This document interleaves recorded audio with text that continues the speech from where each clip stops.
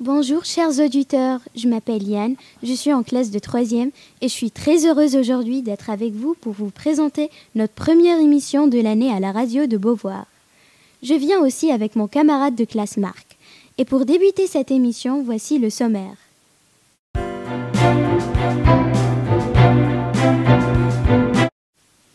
Les news de Beauvoir vous seront présentées par la classe de seconde.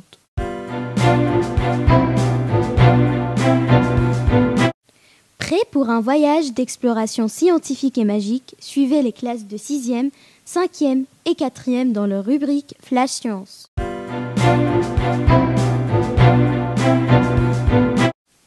La classe de terminale, quant à elle, vous jouera dans la rubrique Art, une pièce théâtrale en anglais. Attention, les amateurs de théâtre vont se régaler avec cette pièce intitulée Monkey's Paw.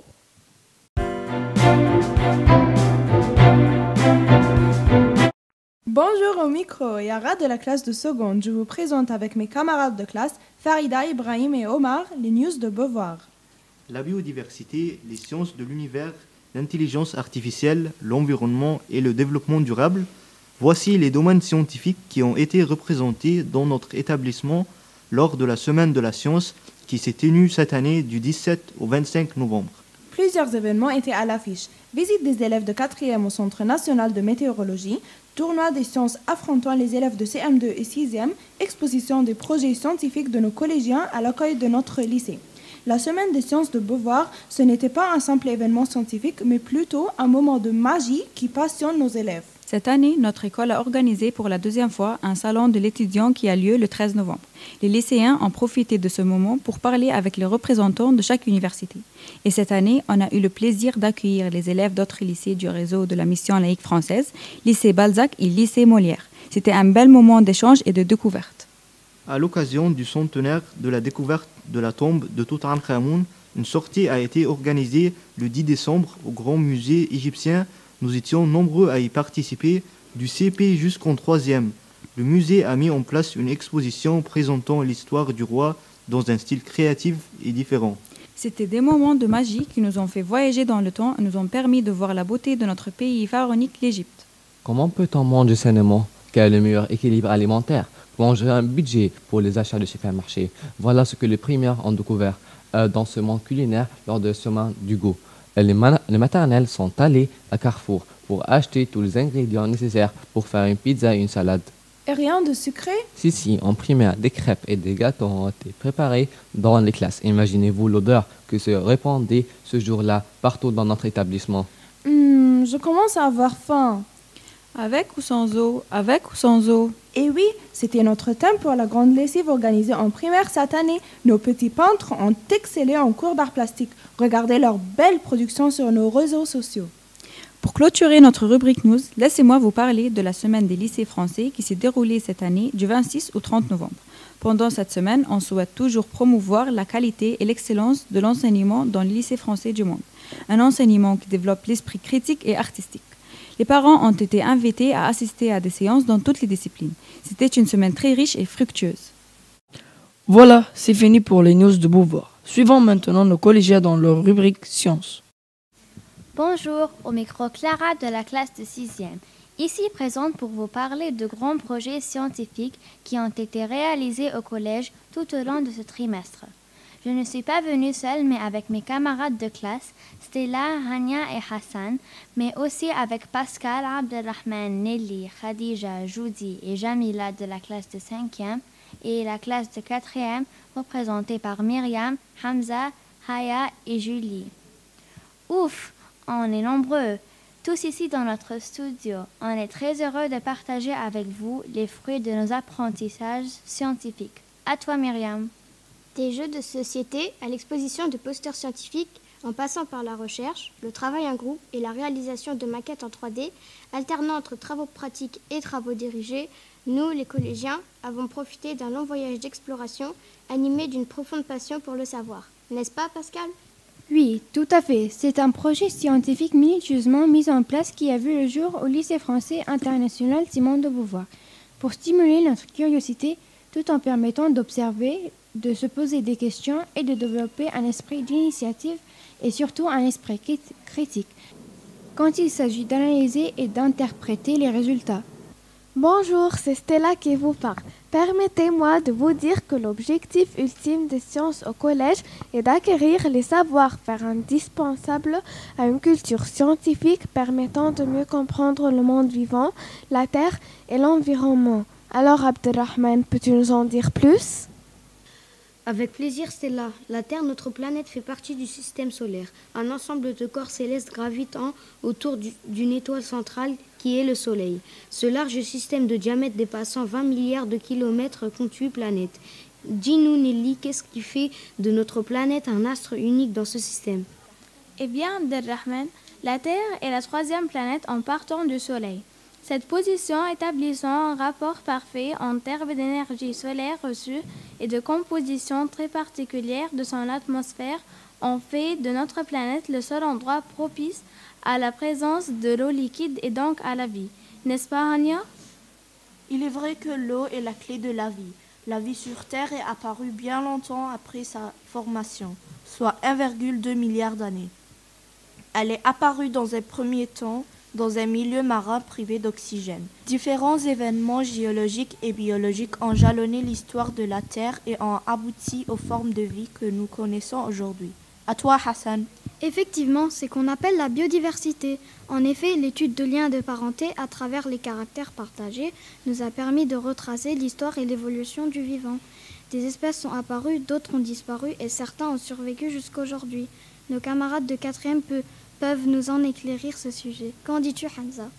Bon, laissez-moi vous dire que des événements particulièrement marquants tels que les grandes extinctions, les chutes de grosses météorites et les baisses importantes des niveaux des océans ont façonné l'histoire de notre Terre. Les changements climatiques passés n'en constituent qu'un simple exemple. N'est-ce pas, Khadija ? Oui, Hamza. D'ailleurs, les grandes zones climatiques telles que nous les connaissons aujourd'hui, au nombre de 5, soit polaires, tempérées, désertiques, tropicales et équatoriales, sont régies par une dynamique très rigoureuse des masses d'air et d'eau qui a été décortiquée grâce à la climatologie. Haya, peux-tu nous parler plus de cette branche des sciences ? Bien sûr, grâce à la climatologie, nous avons pu établir que des conditions climatiques très éloignées de celles de l'époque actuelle ont existé dans le passé. Par exemple, le Crétacé, entre 145 millions d'années et 65 millions d'années, était la période la plus chaude de l'histoire de la Terre, avec environ 4 degrés de plus d'aujourd'hui. En contrepartie, des périodes glaciaires au climat extrêmement froid étant particulièrement hostiles à la vie. Alors je dis, l'environnement peut s'avérer aussi hostile ? Tout à fait, mais l'hostilité de l'environnement ne se limite pas aux conditions climatiques. Certains phénomènes naturels peuvent s'avérer d'une grande dangerosité. Sous cet angle, les séismes et les volcans sont illustratifs. Les progrès scientifiques et technologiques nous ont permis de mieux comprendre leurs mécanismes et d'appréhender leurs aléas afin de minimiser leurs risques. Julie, les découvertes sur les secrets de la Terre restent d'actualité ? L'histoire de la Terre continue à s'écrire. Notre espèce humaine en fait partie. Par la science et le savoir, nous comprenons de mieux en mieux notre planète. C'est de notre devoir d'ajuster notre action afin de garantir un environnement durable pour les générations qui suivent. J'espère que vous avez bien apprécié notre rubrique. Attention, Jamila a préparé un petit quiz pour vous. Maintenant, à vous de jouer. C'est l'heure du quiz. Nous nous invitons à participer activement dans les commentaires. Première question. Quelle position occupe la Terre dans le système solaire ? Deuxième question. Qu'appelle-t-on la période la plus chaude de l'histoire de la Terre ? Troisième question. Combien de grandes zones climatiques comptons aujourd'hui ?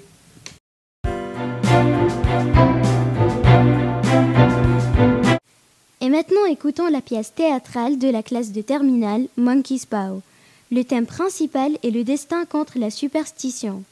À votre avis, qui remporterait la victoire ? Mariam jouera Mr. White. Layla Bedron, Mrs. White. Donia Gohar jouera le rôle de Maurice. Saif sera Herbert. Et Mena sera le courrier. Écoutons maintenant avec beaucoup de plaisir nos acteurs talentueux. Not looking too good for you, is it, Dad? Could you please be quiet? I'm trying to concentrate. Listen to that wind howling out there. I heard it.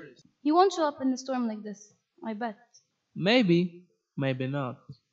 Check. Mate. That's what I can't stand about living out in the middle of nowhere like this. Every time it rains, the road gets flooded and no one can get out of here. And what do those politicians in town do about it? Nothing. I suppose our 3 votes just don't count. Never mind, dear. Maybe you'll win next time. Sound like he made it after all. Sergeant Major Morris, my wife. And this is our son, Herbert. Glad you made it. We didn't know if you'd come out in this storm. Storm? Ha ha ha, this little shower. You wouldn't think much of this if you'd ever been holed up in Bombay during the monsoon season. Now there are some storms, let me tell you. Did you live in India a long time ago, Sergeant Major? 21 years he's been gone. When he joined up with the army, he wasn't a day older than Herbert there. And neither was I, for that matter. We started out in the warehouse together. Well, time flies, time flies.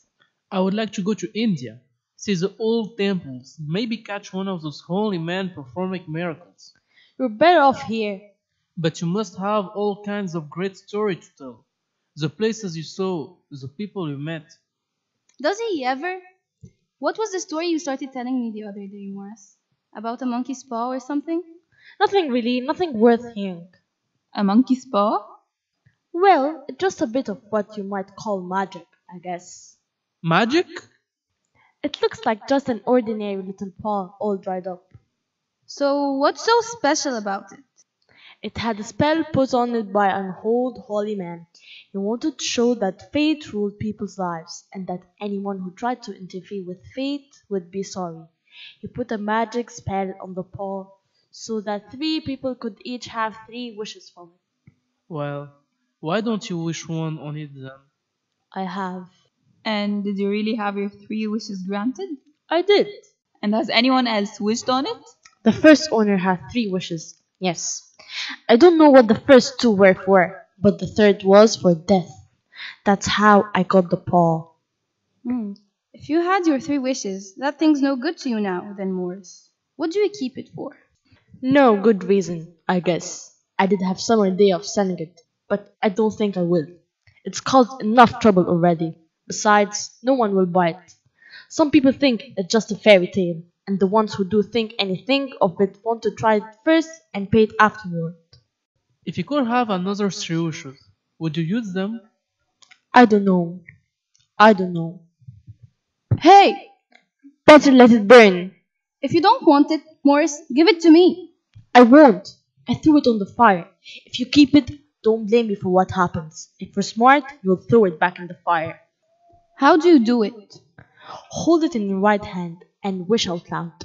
But I'm warning you, you won't like the consequences. Sounds like the Arabian Nights. Why don't you wish for a few extra pairs of hands for me? If you must wish, for heaven's sake, wish for something sensible. But I don't want to be here to see it. Well, Morris is quite a storyteller. For a minute there he almost had me believing that one about the monkey's paw.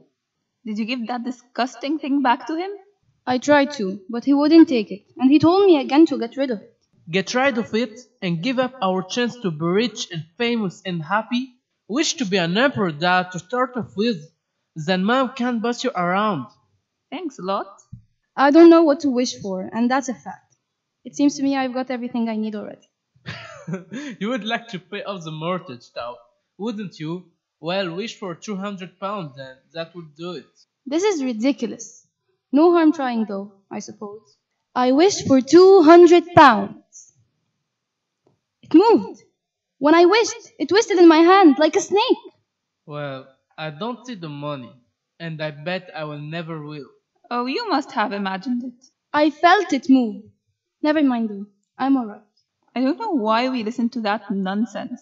How could wishes be granted in real life? And if they could, how could £200 hurt you anyway? It could drop off his head from the sky. Morris said the things happen so naturally that you might think it was coincidence. Well, I've had enough of magic and fate and monkey's paws for one night. It's time for bed. Well, good night then. You will probably find the money tied up in a big bag in the middle of your bed, Dad. And some horrible creature squatting up on top of the dresser, watching you as you pocket your ill-gotten gains.